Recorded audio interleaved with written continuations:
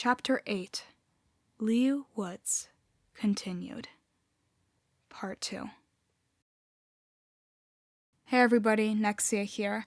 This part has some discussions of self-harm, so if you don't want to listen to the parts that involve that, I'll put up timestamps and you can skip those parts.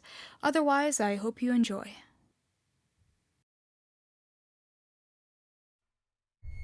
We'd stopped a couple streets from our house after making some laps around our neighborhood.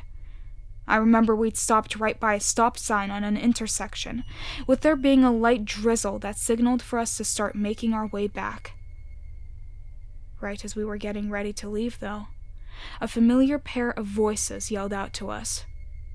I quickly turned to look behind us, seeing Troy and Keith approaching. I almost didn't recognize them at first. They'd looked so different from when we encountered them at the gas station. They both looked like they hadn't slept in days, with Keith's outfit looking filthy, and Troy's stubble having become a complete, poorly kept beard. "Hey!" Troy shouted at us. "What you doing out here so late, Woods? Looking for more victims?" When Troy spoke, there was this growl to his voice. He sounded pissed, beyond pissed. He and Keith continued to approach, with Jeff and I not knowing how to respond or what to do. That was when we saw Troy reach into his pocket and pull out a small switchblade he'd kept hidden there. The moment Jeff and I saw him unveil the blade, we tried to ride off on our bikes, but the two guys were close enough that they were able to catch up and pull us off. There was a struggle between us, but it quickly stopped the moment I saw that Troy had the knife to Jeff's throat. I fell to my knees with Keith so firmly wrapping his arm around my throat, and I began to panic. Please don't hurt him. He didn't do anything to you," I pleaded, terrified of what Troy was planning. My begging only seemed to make him angrier as he pulled Jeff in closer to him.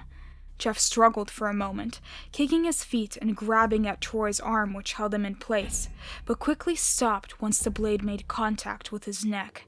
"Didn't do anything? Is that what he told ya?" Troy said, staring at me with eyes that looked more like a wild animal's than a man's. He then turned his attention towards Jeff. "Why don't you tell your little brother, Jeff? Why don't you tell him what you did?" Jeff never looked at Troy, instead continuing to stare at me the entire time, even as he spoke. "I don't know what you're talking about," Jeff responded, which only made Troy bring the knife closer. Now, the faintest bit of blood could be seen running down Jeff's neck as the knife broke skin. Jeff had no reaction. "Bullshit! If you won't tell him, Jeff, then I will!" Troy shouted, now pointing the knife at me. "Your older brother never told you what he got up to at night, did he?" "Well, Randy sure told us. Before he died, Randy went to Keith and I and told us that this freak was stalking him. Said he caught him off the corner of his eye, following him outside of school. He was scared, man, and we had never seen Randy scared.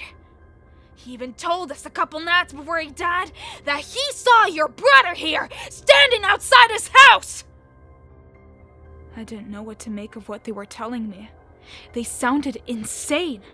Here they were, in the middle of the night, probably stalking us, pointing a knife at my brother and accusing him of killing Randy? I couldn't believe it. No, I refused to believe it. Troy continued, though, and as he did, I could see the panic setting into Jeff's eyes. "We didn't believe him at the time. We thought that he was messing with us or something. But then, a couple days later, he goes missing, and we have no idea where he could have gone. If we just listened to him, maybe he'd still be here. If we just listened, then this freak could be behind bars right now. But we didn't, and now we gotta make up for it." As he said that, Troy pointed the knife at Jeff once more, who began kicking his feet and struggling again. He looked terrified. Okay, it's true!" Jeff shouted, at a volume I didn't even think was possible. I killed him. I killed Randy. But I wasn't stalking him. It was self-defense, Leo. He attacked me in an alley when I was just trying to go home. He pulled a knife on me and tried to kill me. I only got away because I wrestled it out of his hands and stabbed him with it! I had never heard Jeff speak that way before, even before the accident. His voice was shrill and shaken, his eyes large and dilated. Self-defense, my ass! Keith chimed in. If it was self-defense, then why did you run? Why didn't they find Randy, huh? Because I was scared!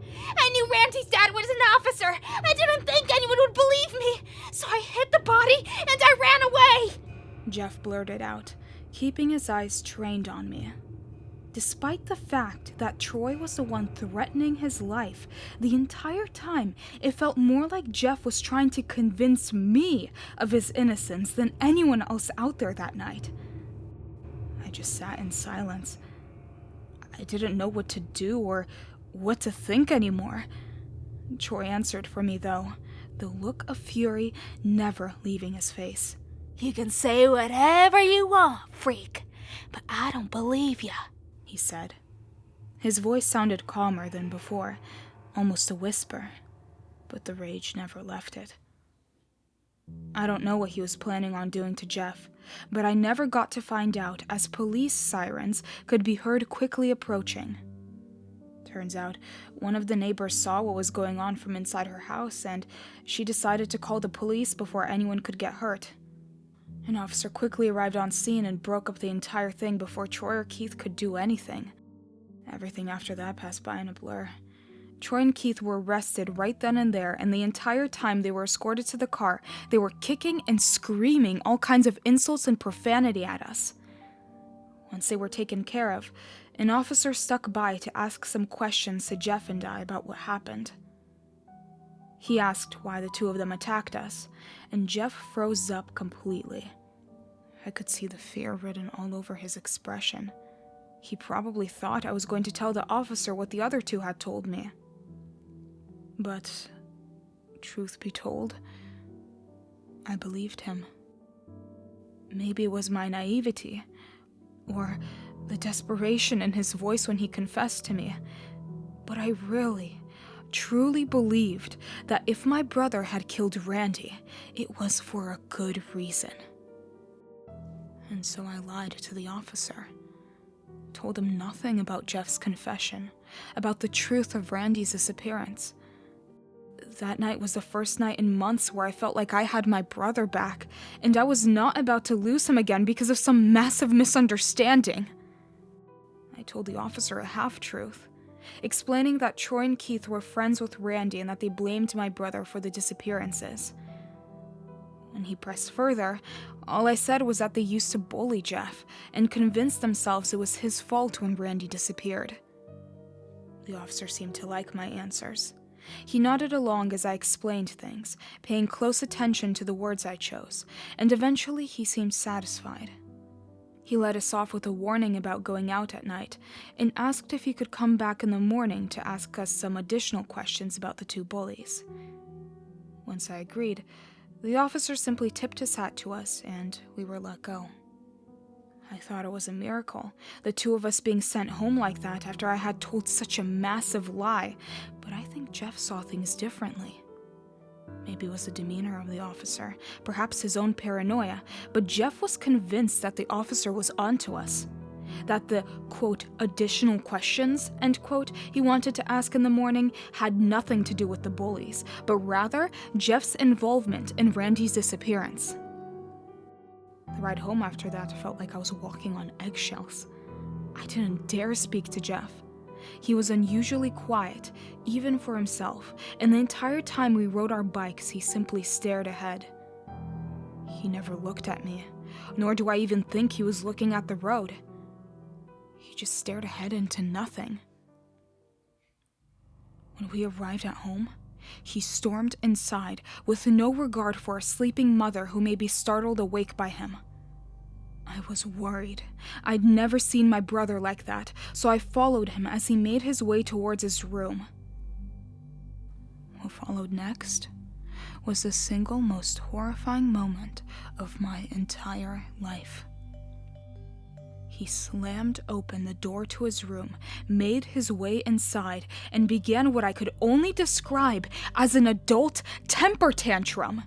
He grabbed a hold of whatever he could get his hands on and began violently throwing it around his room, thrashing about in a near feral rage. I don't think he was even aware of me being there to see it. He just continued doing so until he got a hold of one box in particular, which he violently threw against the wall. The contents of the box spilled out onto the floor, revealing more clothing and school supplies which were haphazardly stored in it. Among this pile of random, innocuous items, however, I heard something that instantly drew my attention to the floor and made Jeff completely stop in his place. The sound of metal rattling against the wooden floor. I looked down and saw that buried underneath the clothing and supplies which were stored inside that box was a small switchblade, which looked to be covered in dried, crusty blood. My mind began to race at the sight of it. I had no idea why my brother would have kept Randy's knife in our house, so poorly hidden underneath all his untouched clothing and supplies. "Jeff, why would you keep Randy's knife?" I asked, and I turned my gaze from the knife to him, desperate for an answer. What I saw staring back at me was someone completely different from my brother.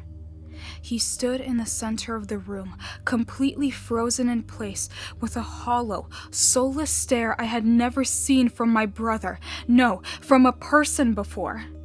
His eyes were opened unnaturally wide, almost looking as if something was forcing them to stay open. He didn't blink, and the pupil of his right eye was so dilated that it almost made his entire eye look black. That stare told me more than any words ever could. It told me that in this moment of weakness, that Jeff had shown me something I never wanted to see, and the thought of that brought me a greater terror than anything else. I began to question him further, desperate for an answer, desperate for anything he could say to put my panicked mind to rest. "Jeff, why did you keep this knife?" He continued to stare. "Jeff, this was Randy's knife, right?" He continued to stare. "Jeff..." I was so overwhelmed I could barely get the words out. "Jeff, those cuts on your body, Randy didn't give them to you, did he?" He continued to stare. At that point, I didn't even know who it was I was talking to anymore. I turned a blind eye to my suspicions for so long, but right there, in the middle of that dark room, was someone I didn't even recognize as my brother anymore. For a brief moment, while I stood there in complete shock and terror, I could see his demeanor change to that of something inhuman. He hunched forward and looked as though he was going to advance towards me before a mother's tired voice could be heard from behind me. "Boys, what's wrong?" It was clear from the way she was rubbing her eyes and the way she spoke that we had just woken her from her sleep. Jeff never once looked away from me, not even reacting to the sound of our mother's voice. He just continued moving towards me like some kind of animal, taking large, exaggerated footsteps. I ran out of Jeff's room and tried to usher our mom out of the house before I could even explain what was going on. I didn't know what was wrong with Jeff, but there was no way I was going to spend the night in that house after what I saw. Our mother, however, stopped me dead in my tracks and demanded an explanation about what was wrong. I couldn't offer much. I was in such a panicked state that I trampled over my own words. All I managed to muster up was, "Something is wrong with Jeff," before I noticed him standing in the darkness of the hallway behind us. He held the switchblade in his hand and remained motionless, waiting for what our mom or I would do next. When our mom saw him, she didn't recognize the danger her and I were in. She tried to reason with him. "Jeff, honey, what's wrong? Why are you holding that knife?" she asked. I remember from the way she spoke, she sounded more concerned than afraid. I don't think she ever imagined her own son could do anything to harm her. So in that moment, despite how it looked, she didn't see any danger to herself. Jeff never responded. He simply remained frozen in place. Our mother continued trying to get through to him. I tried stopping her, but she refused to listen to my warnings. She didn't see what I saw. She didn't know what I knew. All she knew was that something was wrong with her son, and despite everything, she wanted nothing more than to help him. And so, she marched forward into what would become her own demise. The moment she took a step forward, reaching for Jeff, he suddenly sprang into action at a speed I never thought possible for someone like him. He quickly wrestled her to the ground, overpowering her completely. Once she was down, Jeff knelt down on top of her, holding the switchblade over his head with both hands. She pleaded with him in her last moments, yelling things like, "Why are you doing this?" and "What could I have done, Jeff?" But her questions fell on deaf ears. Before she was even able to finish her thought, Jeff plunged the switchblade deep into the side of her throat. Thick, dark blood ran down the blade, pooling on the floor beneath her, and slowly creeping towards me. I stood there in stunned terror. What I saw in front of me didn't feel real. Earlier that night was the happiest I'd been in months. It felt like I'd finally had my brother back, and the two of us could be the carefree kids we were back before our lives fell apart. And now, on that same night, I saw the man I considered my brother knelt down, knife in hand, waiting for his own mother to drown in her own blood. The worst part of it all, too, was that he didn't even have the decency to look at her while he did it.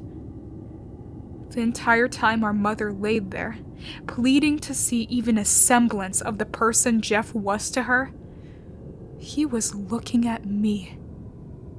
He stared at me with that same empty, soulless look I saw only moments prior, as if to tell me that somehow, by some twisted logic, what I was watching unfold before me was my fault. When the life finally left our mother's eyes and the gurgling and coughing came to a stop, Jeff clumsily attempted to pull the knife from her throat. He was met with a surprising amount of resistance. He'd lodged it so far in there that it took multiple, strong tugs to pull it out, so much so that when he finally did it, it caused him to stumble backwards for a moment. Then, he began advancing towards me once more. He moved in that same alien way I saw in his bedroom. He slowly inched his way towards me, taking long, exaggerated steps, only stopping briefly when I would show any sudden movements. I was so shocked by what I had just seen that my legs turned to jelly, and I crumbled to the floor. As I pathetically attempted to crawl away from Jeff, I desperately tried to say something, anything that would make him explain to me why he was doing this. The only thing I could muster was the word, "Why?" which I choked out between my tears. It was enough to make him stop, as if the very question offended him. He then said something that changed everything for me. Why? He replied sarcastically, his eyes twitching. Because you ruined everything, Myuu. He knelt down next to me as he spoke, blocking the exit to the house with his body. You just had to survive that night, didn't you? You just had to smell the fire. You just had to wake Mom and Dad. All those months of planning ruined! It would have been perfect, Myuu. We all could have died together. But no. You and Mom survived, and I was stuck like this! It was then that I understood the true depths of what my brother was. As I sat mere feet away from my own mother's corpse, Jeff crouched over top of me. It finally dawned on me why this was all happening. I'd spent so long trying to pin a reason on it, to find what the inciting incident was, the moment that bent my brother's life out of shape. But there never was one. It wasn't the bullies. It wasn't our dad. It wasn't the fire. It was Jeff. It was always Jeff. I was living with a monster wearing human skin for my whole life, and only when it was too late did I finally realize it. He continued his depraved rant, as if he'd rehearsed it for months on end. Do you know what it's like? To spend every single day trapped in a shell of your own body, being babied by the people you couldn't kill? Do you understand how humiliating that is? It's like there really is a god up there mocking me for my failure. Well, I didn't plan on failing this time. I spent months thinking about that night, what I could have done differently, how much it hurt. Reliving that pain, even in the smallest of ways, helped me figure it out, though. It was going to be perfect, Myuu. But you ruined it again. You just had to keep babying me. You just had to be such a shitty liar. You made me do this. You made me act early and sloppily.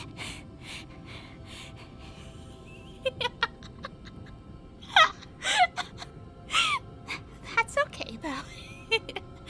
This is still going to be the happiest night of my life.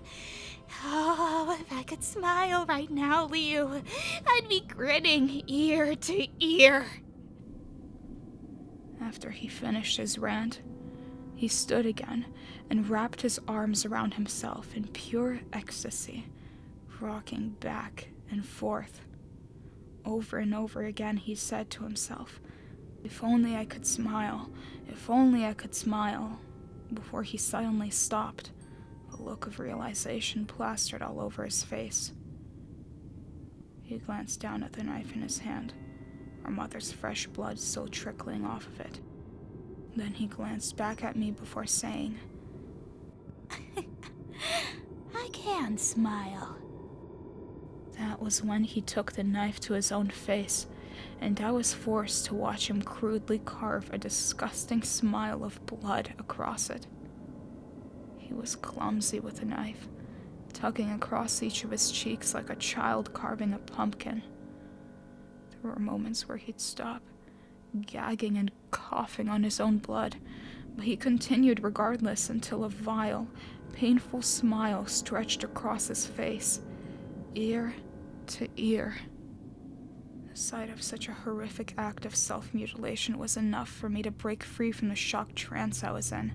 I sprinted in the opposite direction of Jeff, towards the hall where our bedrooms were. Jeff gave me a head start, distracted by the euphoria of his new face, and I took that opportunity to run into his room. Jeff's room was the first one you would see when entering the hallway, and I believed that if I hid in there I could find something, anything to defend myself with. I flung the door open, nearly trampled over all of the miscellaneous items strewn about on the floor, and made my way into his closet to hide. At that point, I could hear him beginning to walk around the house again, calling out my name in a voice that barely sounded human. I began to frantically look around the dark closet, pushing aside whatever clothing or boxes were in my way. That was when I noticed the smell again. That same stench I smelt earlier that night when I'd walked into Jeff's room.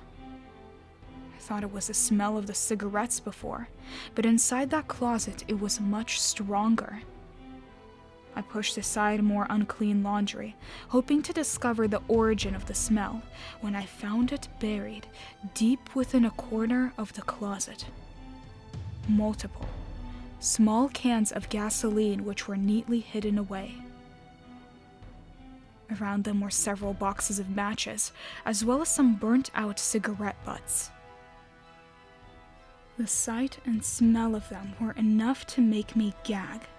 A sound that I feared revealed my hiding place to Jeff.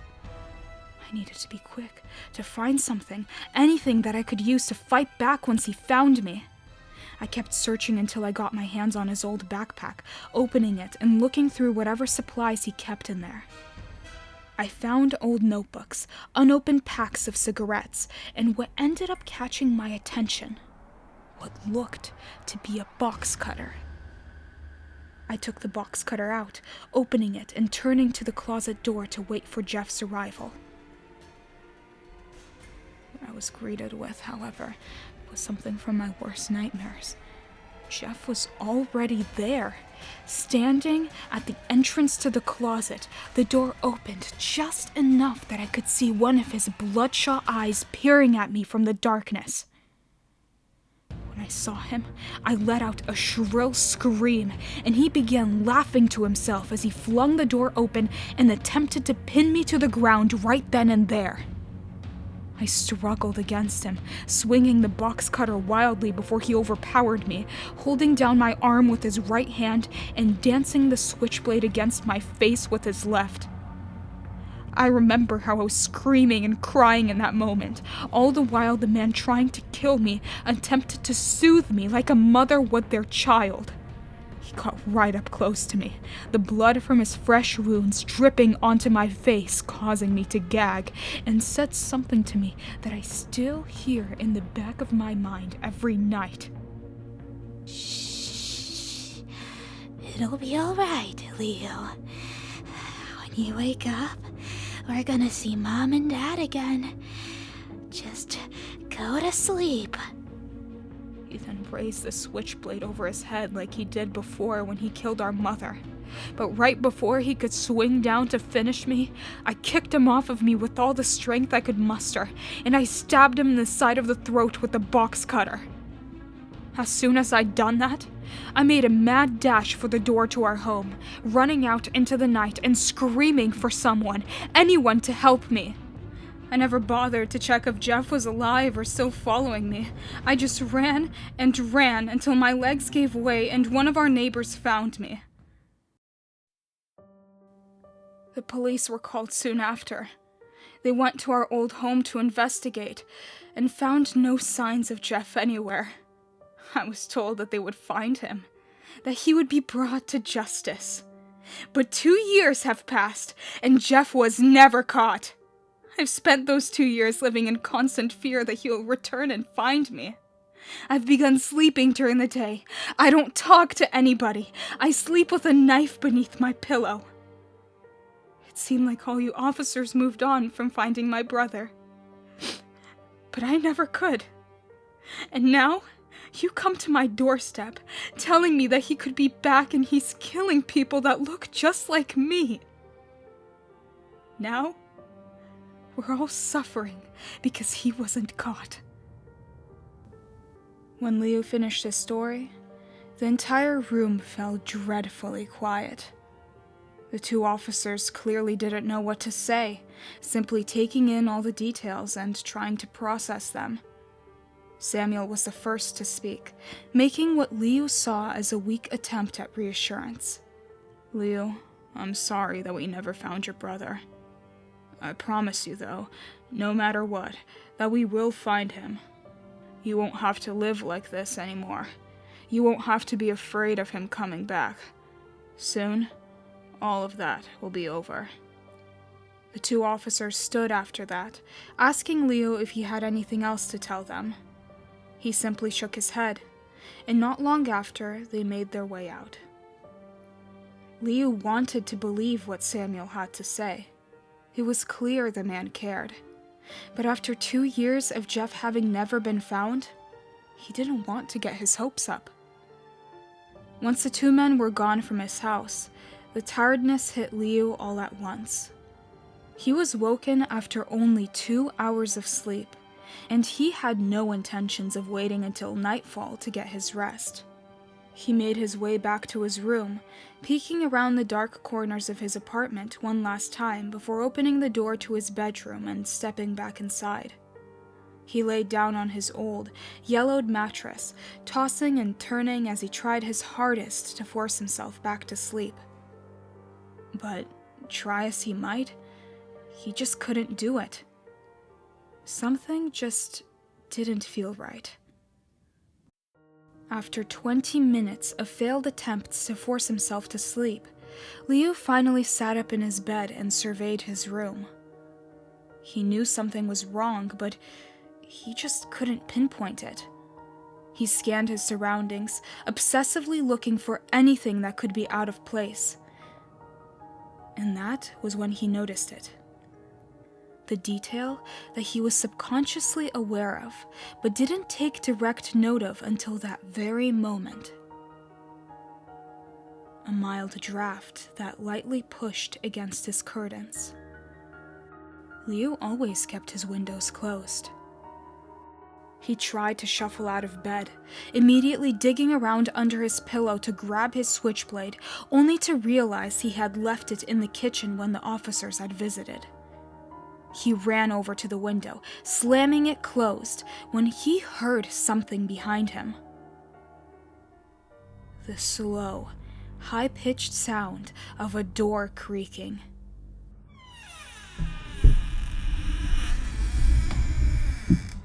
Liu turned to see the origin of the sound, and was met with his worst fear come true. There, peering through the small crack left by the opening of his closet door, was an eye.